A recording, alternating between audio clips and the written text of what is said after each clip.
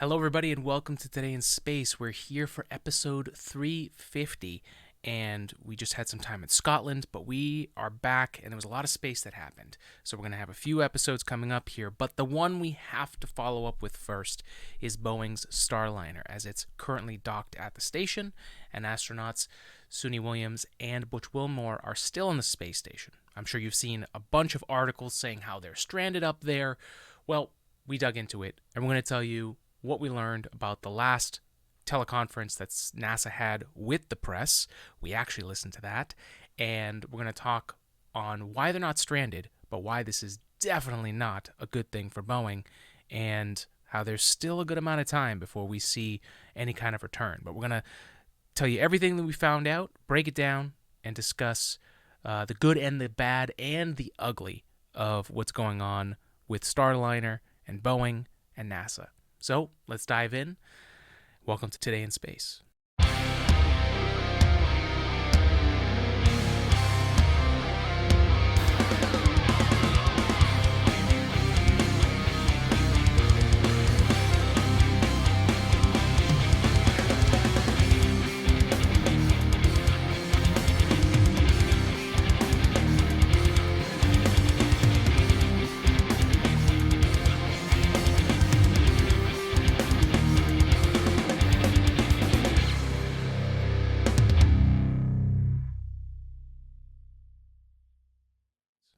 All right, folks, like we said, welcome to the podcast. As always, I'm your space science podcast host from the East Coast, Alex Giorfanos. And what I want to direct you to is the media teleconference from June 28th, which is going to be in the link of this week's episode. Please go listen to that. If you've read the article and you're emotionally invested in these astronauts that are apparently, by the article's titles, stranded on the ISS, and you're worried about that, listen to the people in charge talking to the press about what's going on. That is where this episode's information is coming from. I will say, it was extremely difficult to find this teleconference. I had to backtrack to Twitter to find the link from NASA and that tweet. I was unable to find it on search while I was in Scotland through YouTube. It was almost impossible. So find that link there. I highly recommend listening to that. The next thing I want to say is just a little bit more about my bias towards this whole scenario. Now, we are all about going the route of more testing, and even if that means you're going to fail a little bit more in the beginning, more testing is always better. So that's why this whole Boeing scenario is very, very confusing for me, because in the space industry, especially the last 10 years, it's been about making this perfect thing that has run through a bunch of testing, but very rarely sees the pad or the space environment to actually do testing. That's part of the reason why we are way more on the SpaceX side of space progress, because they are just able to get their spacecraft and their astronauts to space, and NASA astronauts to actually test in the environment that these things are being built for, and not just in a vacuum chamber or through a computer simulation. I mean, at this point, Dragon has had 38 astronauts launched on its spacecraft, while, Boeing Starliner has only sent the first 2. So, and those astronauts need to come back home safely. So, right now we are very confused by the kind of speaking out of both sides of their mouth that we're seeing from NASA, and the kind of the double standard that Boeing is being given right now. It's very difficult for me, someone who's been following the space industry for so long, to hear NASA be so lovingly positive about the scenario that Boeing is in, when we've seen only the opposite when SpaceX has issues. So, if SpaceX were experiencing these kind of issues as publicly as Boeing is experiencing them, we've seen NASA does not, the high brass at NASA is not as polite to SpaceX in those regards. I mean, we just had the administrator rip into Starship for its timeline while talking to Congress. So it's a very confusing time for me. And while I agree with a lot of what NASA is saying, that they're proud of the Boeing teams for the testing that they're doing and that more data is good, it just doesn't ring true in the long term of things as far as what they expect from the other members of that. So that's been very confusing for me watching this while we were in Scotland, which we will talk about that trip in future episodes here. We've got a lot to talk about on that. But for me, we're not defending Boeing. You know, in a lot of ways, this is not surprising based on everything that Boeing has been experiencing. But at the end of the day, we want them to be successful. We want astronauts Suni Williams and Butch Wilmore to come home safely. And we do want, with all the money that's been invested into Starliner, we do want their program to continue so that America has 2 spacecraft and redundancy for sending humans into space. That's only going to make our U.S. space program stronger and better and more resilient for the future. With all that said, the spacecraft is experiencing issues. There's no doubt about that. But as far as its ability to land the astronauts, based on this conference, it doesn't seem like, other than the thrusters being a question on how they're able to fix those thrusters long term, it doesn't seem like there's going to be any issue on the return flight. But ultimately, what could happen is SpaceX's Crew Dragon could be sent up there in order to recover the astronauts. Now, that would be, in the grand scheme of things, especially from the start of this commercial crew program, that would be the nail in the coffin, or the proverbial first place trophy for SpaceX ultimately, is if they have to, in the very end of it, send a Crew Dragon to recover those astronauts who are unable to take Starliner back, then that would be a huge win for SpaceX and for the space industry. That proves the importance of having redundant spacecraft in space. And that, for that reason alone, the articles saying that these astronauts are stranded on the ISS is just blatantly untrue and clickbaity and just trying to take advantage of the scenario. So, you know, it stinks that we have to be in this position that we're in right now, but they're not stranded. That's just the reality of it at this moment. Now, the other thing is the thing that I've heard the most from folks when I came back and people were reaching out and saying, hey, did you see the thing about Boeing? And it feels so sorry about those astronauts and how they're stranded. Those 2 astronauts, Suni Williams and Butch Wilmore, are more than happy to be on the ISS. They're probably so excited to be back on what they described as their home in 0G on the orbiting space station. They are probably ecstatic that they get to extend their mission. So again, another reason why they're not stranded, and that terminology is just not true. But what we need to dive into is what is actually going on and what does this testing mean, and when can we actually expect these astronauts to come home. So let's dive in to what's actually going on.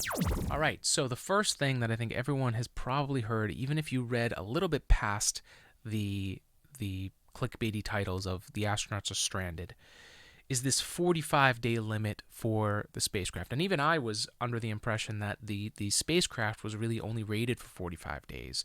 And it seemed like not having an end date, we're getting pretty close to this 45-day period. We're almost a month here.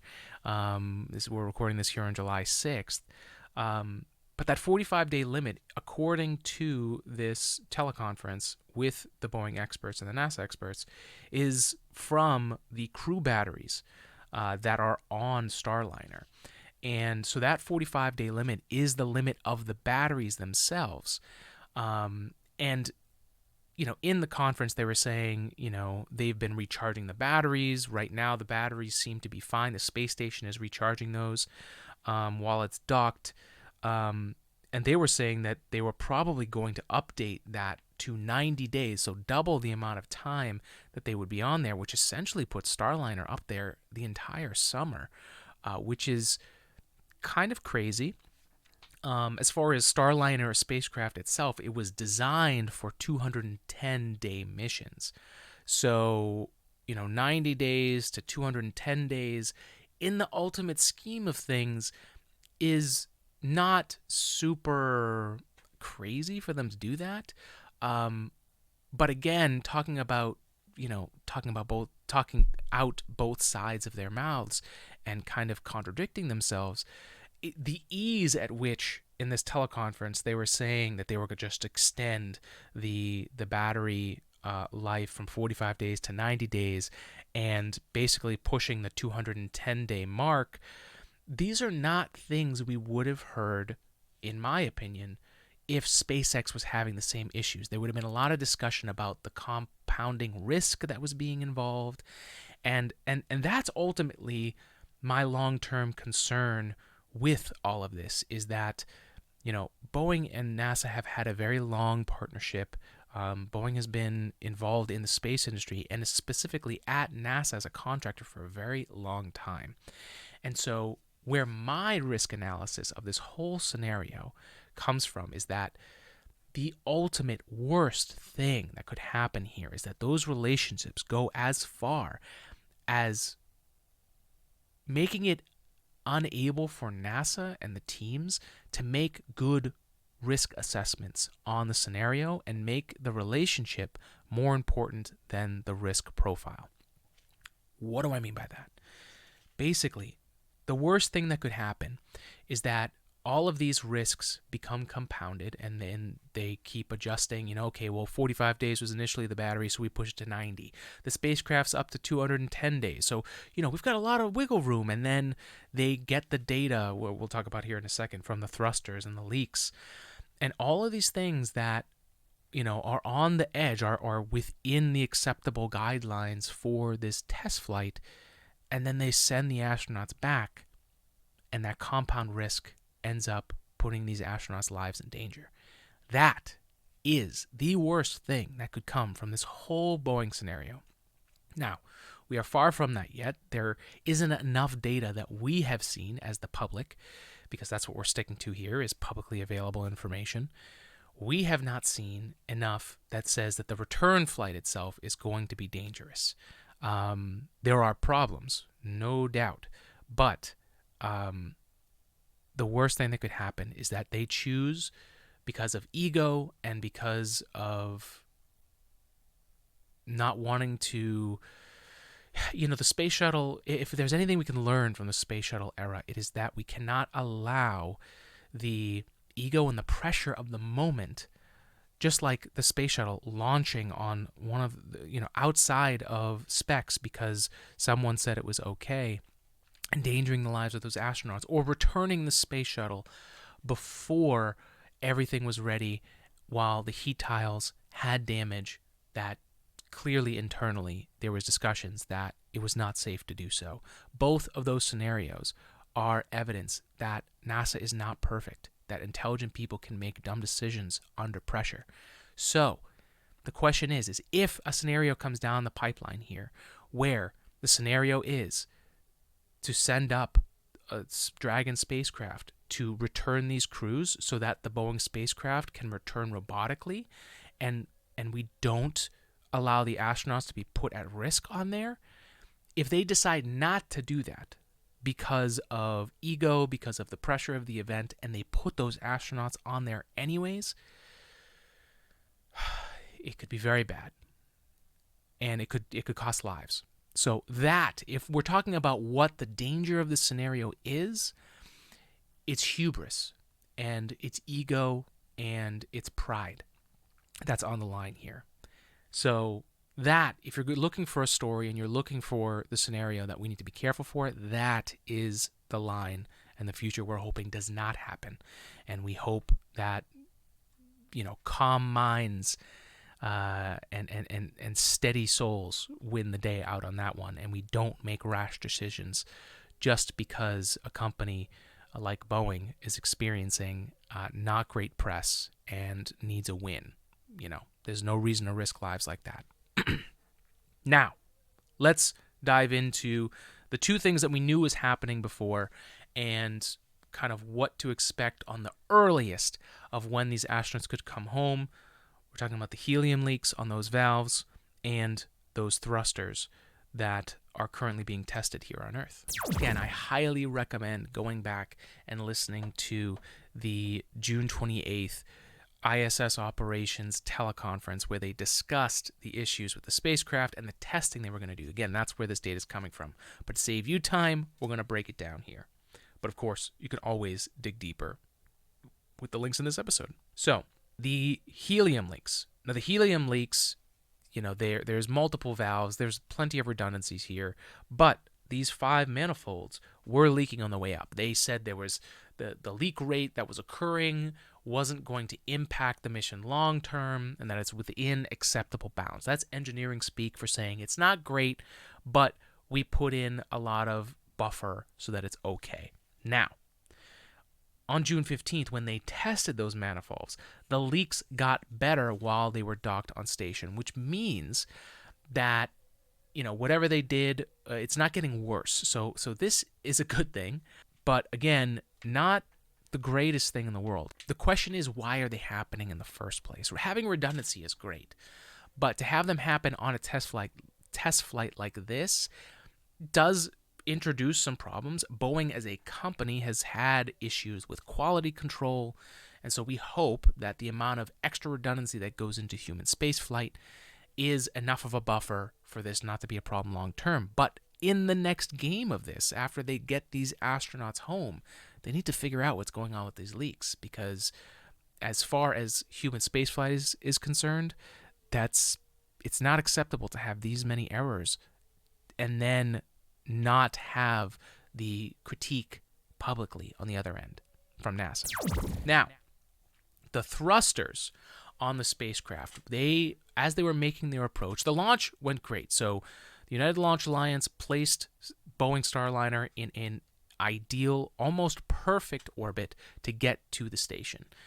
On the way to station, the spacecraft's thrusters had issues, and for whatever reason, they had been deselected. Now, why that's happening is basically in Boeing's hands at this point. I haven't seen enough data to tell you fully what's going on, but to hear them say that they were deselected and that they don't know, and I'm quoting here from the teleconference, they don't know how to fix the problem permanently or indefinitely or long term, which means there's some kind of short-term thing they can do. Clearly, they were able to do that and readjust the thrusters to a point where they could get to the station, right? Because those thrusters are the things that are going to made them dock with the space station, and those thrusters are also the things that are going to help them deorbit and position it through the atmosphere on reentry so that way they can land safely. So what they did is while they were docked, they did a hot fire test of the thrusters in space. And again, looking towards data, this is a great environment. We're all about the idea of getting data. But when you use the excuse of getting data after you have an environment of saying, well, we do all this work to be perfect while we're there, and then you use getting data after you've had issues as the reason why you're there, it doesn't speak very well to your long-term messaging. Where something like SpaceX, it's always about getting data, and before they ever put a human being on board, they do many hardware tests in the environment that these spacecraft or rockets are going to go to, and they publicly show those failures when they happen. But we've seen, because they own everything about the rocket and their costs are able to be so low, they're able to do more of these tests, where something like Boeing Starliner cost twice as much as the Crew Dragon, and we're still having issues with it being as late as it is. So they hot-fired these thrusters in space, and they're testing these thrusters in a similar environment in White Sands back on Earth at their facility.